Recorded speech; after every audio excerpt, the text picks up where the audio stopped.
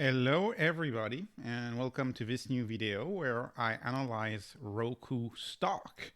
So Roku stock, there's been a lot of conversation about Roku over the past 2 years. Oftentimes people outside of the US will not even know Roku. But this stock has been associated with ARK Invest and Kathy Wood, and so it was very, very popular when she was popular, and then everybody sold it and was way less popular as she became a bit less popular. But the point is, Roku is an interesting company that has had a meteoric rise and then that has had a 90% fall. And the truth is probably somewhere in the middle. I would argue the company is probably highly undervalued right now. Not investment advice, but let me go ahead and walk us through what Roku is. So what is Roku? It's a smart TV operating system. So everything's going digital, everything's going software, and our cars, Internet of Things into everything, and so our TVs also going digital and getting an operating system. And there's a few operating systems for TVs, but Roku was one of the very first ones. Actually, the founder of Roku was the founder of a DVR, is a industry veteran that has been in that business for a long time, and so Roku actually has been in the business for a long while, since the early 2000s. One of the first OS for TV.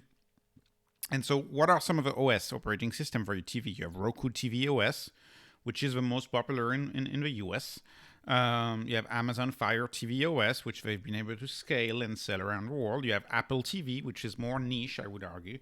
And then you have Android TV. These, in my humble opinion, are the main ones, the main actual operating system that are agnostic when it comes to which TV you're going to set them up on. But don't yell at me, right? Because TV is polarizing. So I can see people telling me, what about Tizen OS or LG Web OS? Well, all of these operating systems belong to manufacturers. So manufacturers came up with their own software for their own TVs. And frankly, I mean, I hate to say this, but they're not good. I mean, they kind of feel like a legacy auto company trying to do an electric car. Like I bought an LG TV, for example, and when you open the TV, the screen that you get obviously is static because it assumes that you have an antenna, and it still assumes that you're going to do analog television as your main use for a TV, while linear analog TV is dead, right? It doesn't have a welcome screen. So what I did for my LG TV is I put a Roku stick in the HDMI, and now my welcome screen is Roku, and I end up not using the software from the TV. But even though those software, where there's LG Web OS, Samsung, and each manufacturer has a different software. If you're not buying an Android TV or a Roku TV pre-installed, you'll find that they come with a lot of issues. There's often forced advertising where they advertise you things that you really don't care about. There's often updates after updates after updates. You always have to update them. And also they don't have all of the apps, right? They don't have all of the apps. When an app for a smart TV is developed, the developer of that app is going to think about those four, right? Or maybe even those three: Roku, Amazon, and Android. If you're a developer for an app, LG's WebOS is going to be way down the list for you to develop your app compared to your Roku app. So that's why TV is polarizing. But I would say that the manufacturer's operating system do not cut it. They do not do it. And so there's going to be winners in the TV operating system. By buying into Roku stock, that is what you're buying. The fact that TVs are going to become small computers for your home, computers for entertainment. So that's the megatrend. The megatrend is part of a smart and connected TV. It's a megatrend that is not yet at 100% penetration, especially around the world. In the US, perhaps it's a little more, but it's not yet like that. I mean, and there's still people who are replacing their tube TV, as surprising as it sounds. And so you have plenty of flat screen TVs that don't have smart or connected features. So that's one megatrend. And then another form of megatrend is, of course, TV advertising and all of the revolution that's going on with TV advertising, moving away from mass marketing campaign, moving into more targeted TV advertising, where you can picture a restaurant in your city, for example, advertising on your Roku. So there's a whole tiny megatrend, tiny revolution in advertising within TV advertising that's currently happening, and that Roku is riding that wave. Roku is really capitalizing on that. So what is Roku, right? Well, Roku is the software. Roku is the software that underlies your TV. Just like cars are becoming software, and more important as cars drive themselves, TVs are also becoming software. They're computers inside your house.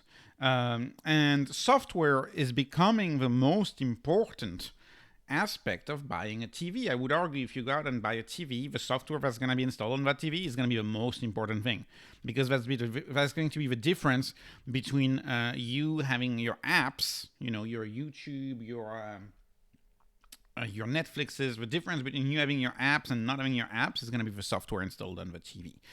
And unless you're a digital screen, snob, buff, connoisseur, and you can make the difference between an 8K and a 4K TV and 3D, unless you're that type of person who really cares about the quality of the screen, software is going to be the most important deciding factor in purchasing the TV, in my opinion. I.e., you may not buy a LG TV even if it has the best screen, because you don't want to be stuck with WebOS, because you want to have built-in Roku or built-in Android TV. You're not going to go ahead and buy a Samsung or LG because it comes with their own software. And I think this is a change in TV, where it's software on the TV is the first criteria for buying a TV, because it's what you use every day. To quote Mark Benioff, software is eating the world.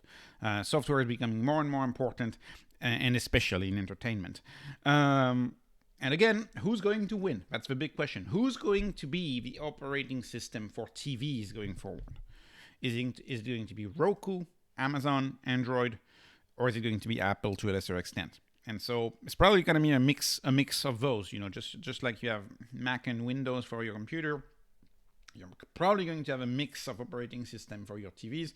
And of course, who has the operating system for the TV is going to win. It's going to win a big portion of the advertising cake. And so it's important to see if Roku is actually going to win or not. And one may ask, when you see this, when you see Roku cited in the same category as Amazon, Android, or Apple to a lesser extent, one may ask, well, obviously Roku's going to lose. Obviously they're going to lose. Roku is so small. It's a $6 billion company competing against a $1 trillion company. And I would argue that's the classic question in tech. The David versus Goliath question in tech is always like that. Can more specialized companies compete with larger big tech companies? So then you may ask, can Roku successfully compete against the might of Amazon, Google, or Apple in that world?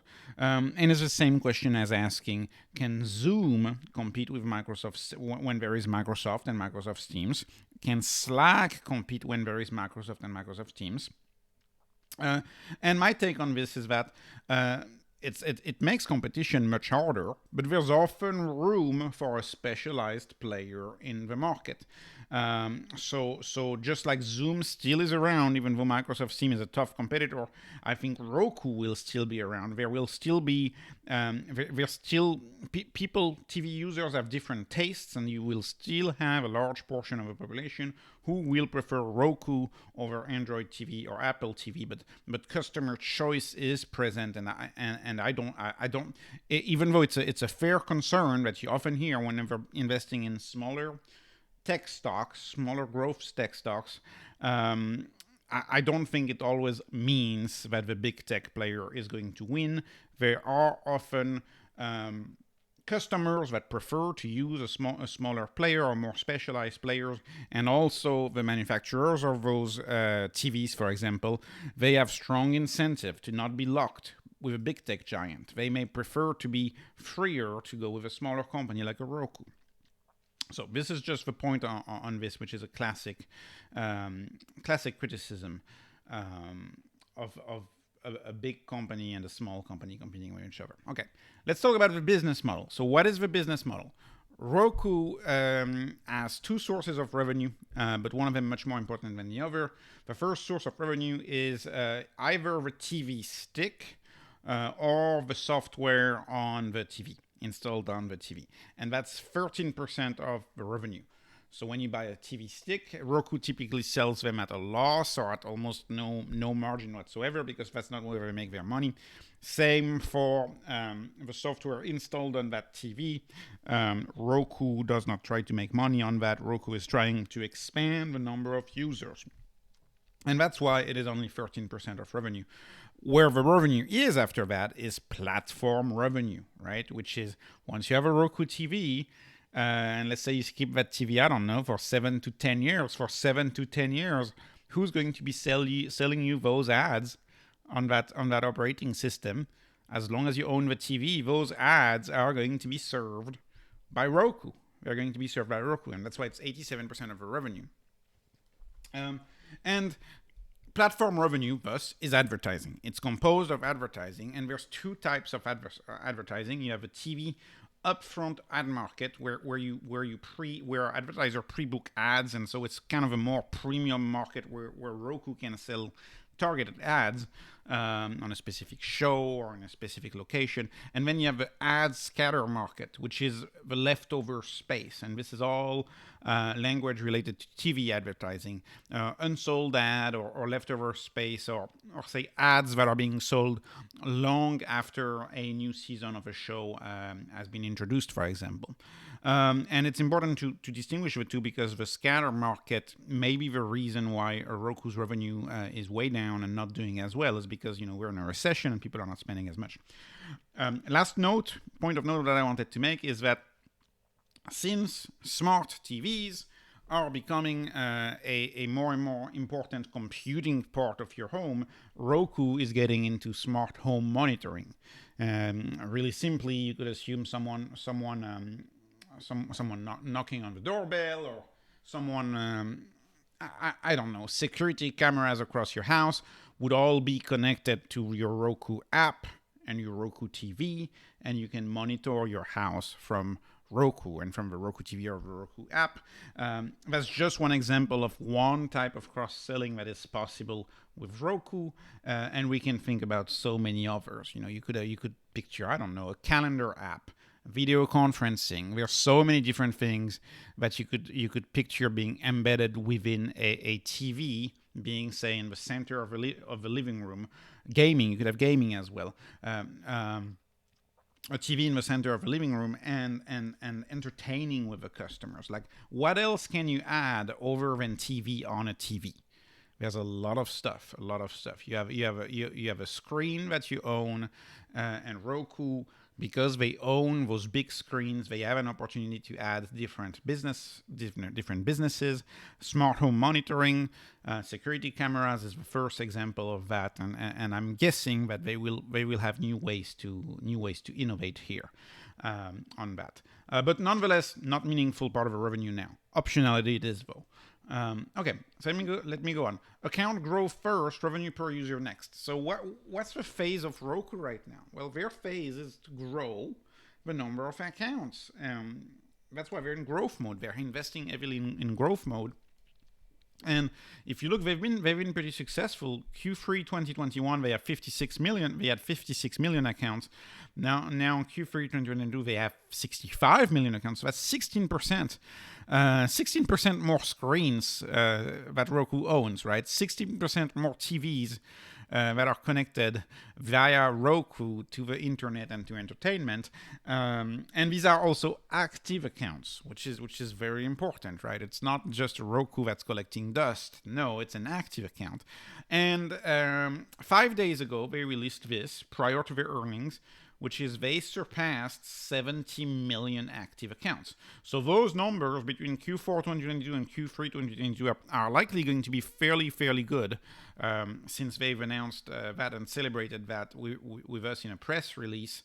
And also the streaming hours, the billions of streaming hours were really good at 23.9 billion against 21.9 billion. So again, that should be way up too. And of course, the more streaming hours you have, the more customers you have, you multiply the two, you get the billions of hours times the number of customers. That's all opportunities for more ads, right? The more attention share that you grab for your customers, the more you have the opportunity for the ads. And so this is very good. This is very good. And this is what I say here. So this is 85 to 90% of revenue, of course, because the hardware sales, they barely make any money on those. The hardware sales really exist to drive new accounts and new active accounts. But we could see how the revenue numbers can grow exponentially. If Roku does a good job at A, acquiring more customers and selling Roku and more TVs, and then B, do a good job with engaging the customers with better apps, better shows, the Roku TV channel, which is a big part of Roku's strategy, all of the free content on Roku, the more they do that, if you multiply both, more people on one hand spending more time on the other hand, you get a recipe for exponentiality. You get a recipe for growth that could be growing exponentially and just not linearly, because both levers can be activated to increase both engagement and both active account growth. They both lead to greater revenue per user. So this is a company that could really explode its revenue in a very, very, very good year. Like you could have a year with, say, I don't know, peak TV, very, very, very good show. Everybody watches TV that year, coupled with new sales and new growth. It's easy to see how this company could have at least more volatile revenue, but upward volatility as well. I think this is fairly important for Roku, and that's an accomplishment. 70 million active accounts. That's absolutely tremendous. So there's no denying that they're a leading operating system of TVs. So let me get to the numbers. So what are the numbers? Well, revenue growth has been interesting. We know revenue growth is my most important metric. That's the one I look at first in growth stocks. We've had a major rise in revenue in 2020 and 2021 because of stay-at-home orders. Everybody was staying at home, buying new TVs, and so Roku did really, really outstanding during that period. But currently, they're not doing as well. Currently, year-over-year growth was 12%, so not enough to get me interested. Not very good. And the reason why revenue growth has not been very good right now is because there's a recession. We're in a recession. Well, not officially, but we are. And the decline in revenue in 2022 is due to drop in marketing spend and in spend in scatter market. And this is what Roku shared on their last annual meeting. This is not data from them. This is data from a third party showing that the share of the scatter market is minus 38%. So a big chunk of their revenue is gone, not because of their fault, but because advertisers are simply not advertising in ad scatter. They're not doing ad scatter market right now. You don't have as many widespread campaigns going on as you used to have because we're entering a recession, and the first thing to get cut in a recession is advertising. But I think it's important to know that this is due to macro. And this is not due to poor performance on their end. This is due to the macro environment, which puts a lot of pressure on their TV ad. And we can easily assume that as soon as the economy rebounds, this will go up. This will go up quite a bit as soon as the economy rebounds. And you may have, again, volatility in the revenue growth, but this time volatility upward. Okay, what about the revenue headwinds now? So we'll talk about that again, about the ad scatter spend again. But what is the headwind? So first of all, you have competition. You have the legacy TV operating system, which I don't think are a big threat. Because like I said, if you get a Samsung TV, one of the first things you do probably is get a Fire Stick or an Apple TV or Chromecast and you plug it in. That's probably one of the first things you do because you don't want to have static every time you turn on your TV. I may be exaggerating, but not too much. So that's the competition. The bigger competition to be mindful of is Android TV, in my opinion, especially Android TV. Android TV is very popular, especially in Europe. Very, very strong offering. A lot of people are familiar with Android. And so Android TV, I think, is the bigger competition. But it's okay. It's a huge market. So you're going to have competition. Concentration. Yes. Ad market. The revenue is so reliant on the ad market. So that creates a roller coaster when it comes to revenue. All right, customer retention. I would argue it's very, very good, very high. They are the number one selling OS. They keep selling new customers and they keep increasing the billions of hours spent on the OS. Therefore, they're doing a good job at keeping customers. Customers in general are happy. I also looked at their Net Promoter Score, and their Net Promoter Score was fairly high. So customer retention is doing well. And macro sensitivity, and that is related to their concentration into the ad market, is that yes, the ad spend is the first thing to get cut.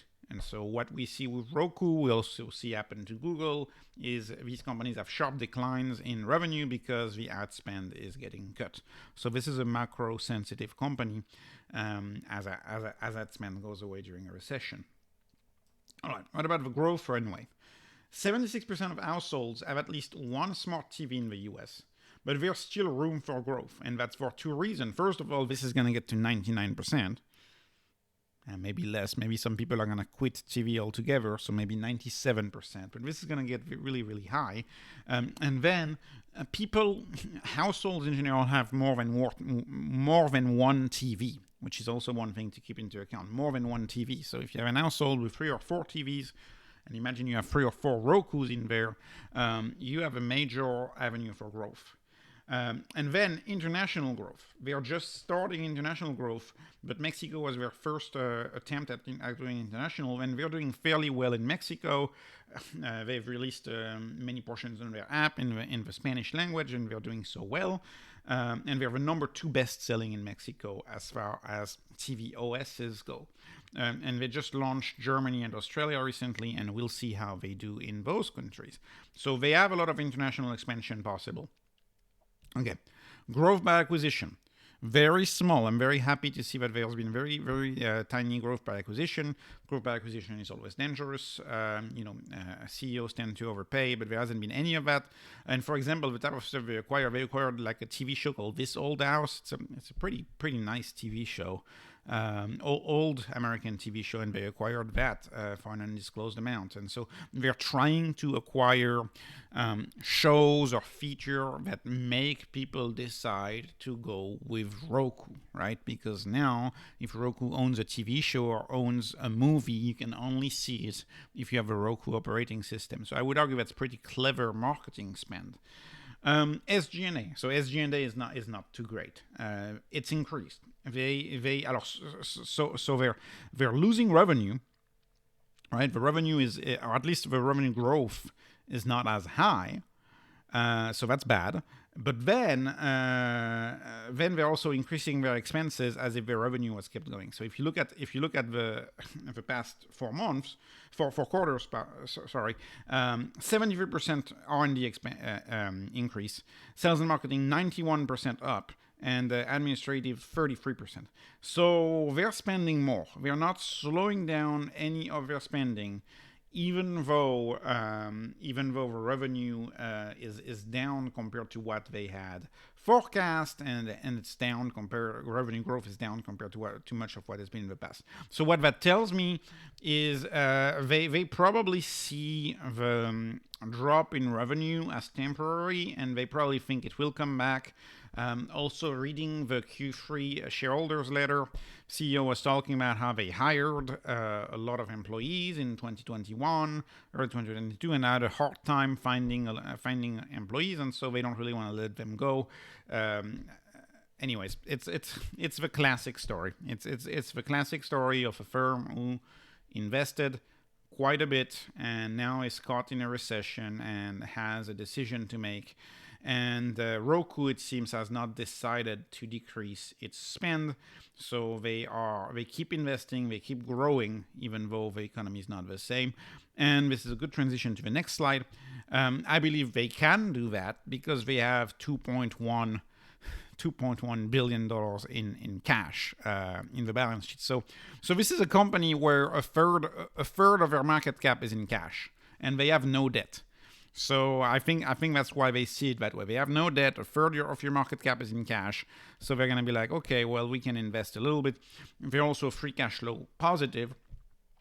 which is nice, which tells me that bankruptcy is not a risk, and of course net income is negative, but you have a lot of items like stock-based compensation, amortization, depreciation that make this figure negative. Going forward, as this company scales, the net income also should in theory become positive. But this is we should not fear bankruptcy, not investment advice of course, but we should not fear bankruptcy right now for Roku. Let's look at the other metrics. I like to look at gross profit. At least for this company it is relevant because they are not yet profitable in terms of a bottom line. Therefore, a gross profit is 46% trailing 12 months, and that's not good either. It's been trending down, but obviously it's been trending down when revenue's not up as much as they wanted, and when SG&A is way up, you're obviously going to have a down gross profit.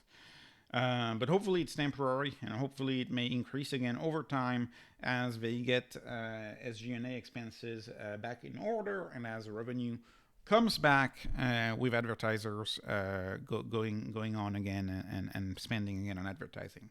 As I said, no debt, so the company is fairly anti-fragile right now. You can't really become bankrupt if you have no debt at this point. The dilution has been consistent, but it's been okay. It's if you look at the scale of dilution, it is well within my acceptable views on dilution. So that's okay. They're preserving cash and giving some stock-based compensation. You could have way worse increases in distribution of stock and dilution.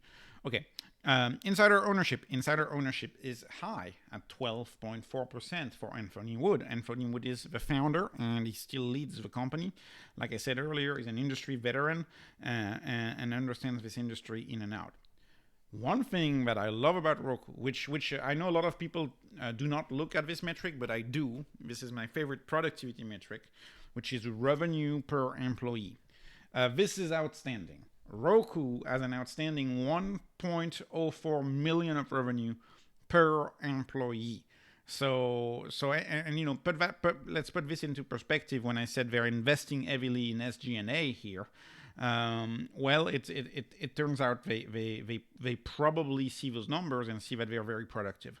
So it alleviates some of my concerns with all of their hiring when I see how productive of a company Roku is. This is I believe a big deal and a big thing going for Roku. That's nice. All right, moving on to my last slide. So Roku, let's look at the stock price really quickly.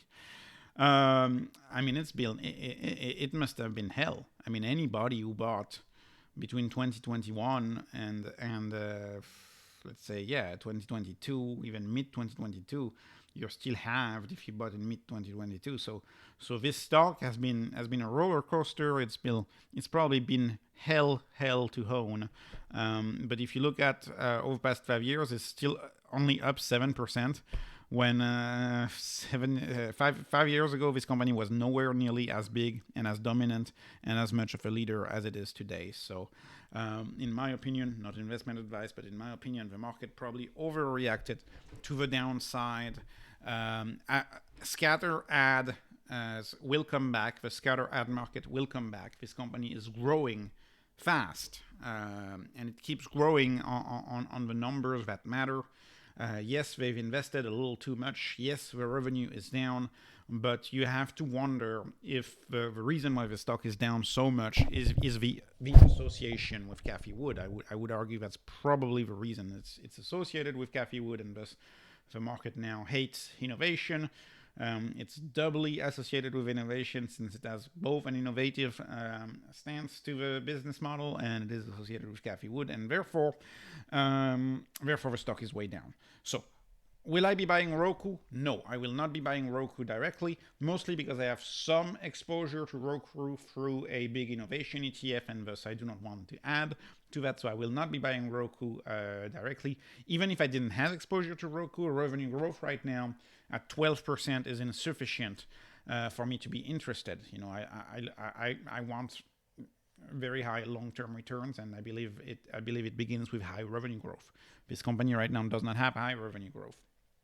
But I think I would be interested in buying the company if there was a clear sign that they've started this exponential revenue growth curve. If they double down on international expansion and the user count keeps growing, and if they improve their software and AI to the point that their average revenue per user also grows really, really fast, and you take both high growth in customer count and high growth in high average revenue per user, and you could have very, very high total growth. Those numbers, when multiplied, can get really, really large and can grow exponentially. But unfortunately, that's not the case right now. Even though we are doing well on engagement and they're doing well on recruiting new users of the operating system, of the Roku operating system, they're doing well with that. They're not doing well with ad, right? The ads aren't going up because advertisers are not spending anything, and thus the stock is way down. So that was it for Roku. Thank you so much for watching. This is just entertainment, not investment advice ever. Thank you for your support of my channel. Thank you for liking, and I appreciate if you can subscribe. Please subscribe. It really helps me if you do. Thank you very much, and have a wonderful day. Thank you.